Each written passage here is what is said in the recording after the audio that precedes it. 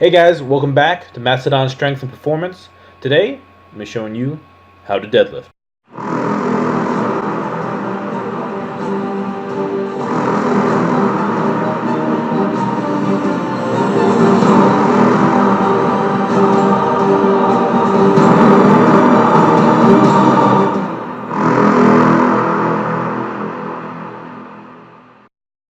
Okay, so the most important part of the deadlift, like all the other lifts, is the setup. It's really important that we set up correctly so that we're in a good position at this beginning and through the rest of the lift. If we start off in a bad position, it's not going to get any better. It's very important that we set up tight and strong. So for the conventional deadlift, we want to start our feet about hip width apart. So there's a little bit of play how wide you place your feet. Maybe like right below my hips. You want your feet, for the most part, pretty straightforward. A little turning out is okay. You can kind of feel what you like best. So here, we want to root into the ground like we do in the rooting video. So go check that out. We want to grab the ground, twist the ground. I'm going to bend down to the bar right now. Don't worry about hinging. I'm just going to bend at the hips and grab the bar. Now, my feet directly underneath the bar. So the bar is directly over the midfoot. So when we set up, we want our feet directly underneath the bar. So if you view it, directly between my heels and my toes. We don't want them out in front of right in front of the toes. This is incorrect. We want to be midfoot. So again, I'm going to bend down. You're going to grab the bar right on the outside of your shin. So right on the outside. You want to be as close as possible, but not in front. This is going to allow your arm to be as straight as possible and the bar path to be as short as possible.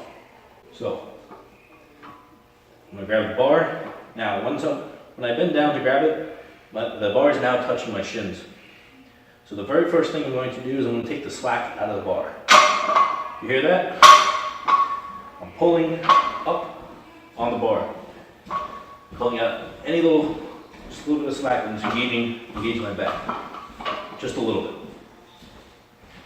From here, next I'm going to take a deep breath into my stomach. I'm going to inhale, we brace. So after I brace, I'm going to crank back and wedge my hips between my shoulders and the bar. So pull the slack out.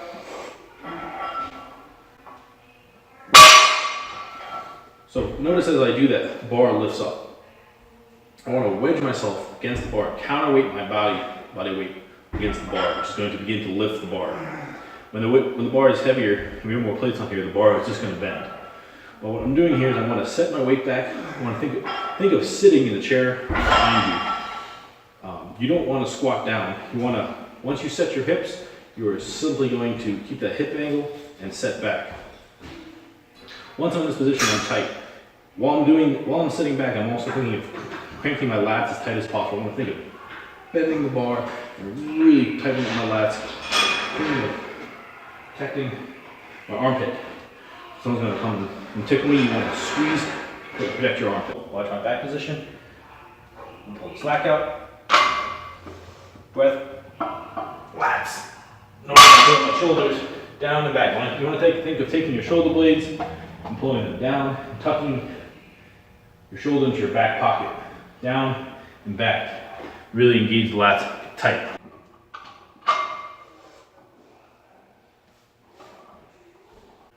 When we set up, it's really important that our back is flat. We want to make sure we have a neutral spine.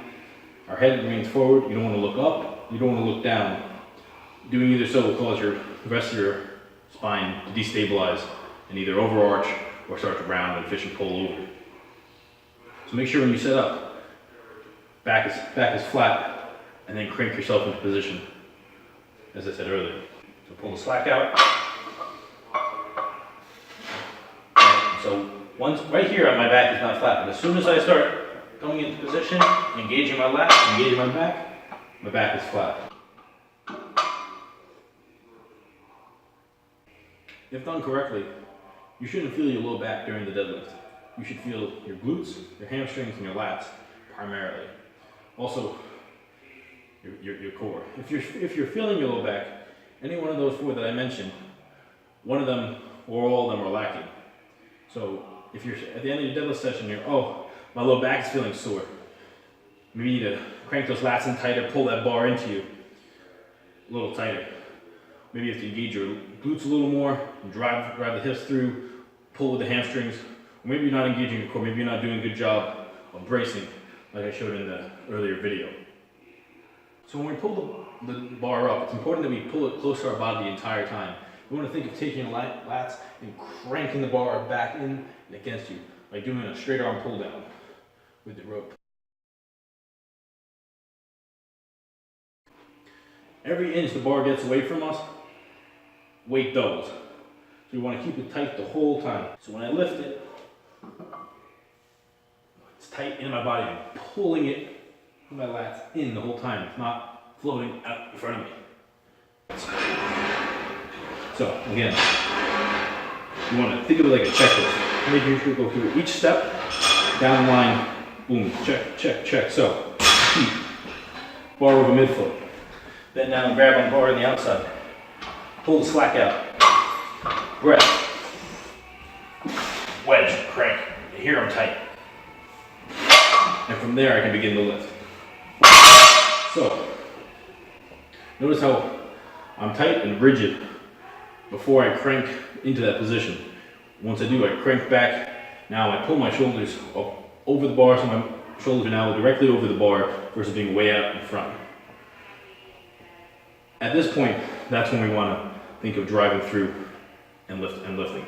So when we go through the process of actual lift, I want to think, rather than pulling on the bar and yanking the bar, I want to think of wedging my hips, again, between my shoulders and the bar.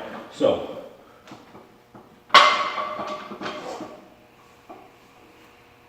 I'm in this position. I'm going to drive my hips through, squeeze my glutes, glute engagement the whole way through. I'm thinking of spreading the floor, rooting, grabbing the floor with my feet, tight. And then back down, I'm going to hinge through the hips, spread the knees out until drop. A common mistake is rather than wedging your hips through, people will jack through their legs and then yank back with their back. So we want to avoid overextending. At the top, we just want to squeeze our glutes, be in a tight position here. So here's what it looks like when it's wrong. If someone's not tight out of the bottom, lift, leg low or squat too low. So what happened there? My hips shot up, then I basically turned into a stiff leg, and then they yank with their back, hyperextend like this. One more time. Incorrect. It's bad. What we want to do is be tight off the floor.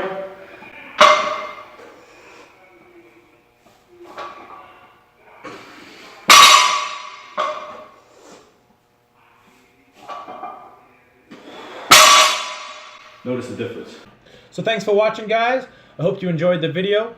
I hope you learned a few tricks on how to refine your deadlift technique so you can start lifting some more pounds and start busting some big PRs. So if you enjoyed the video, leave a like down below.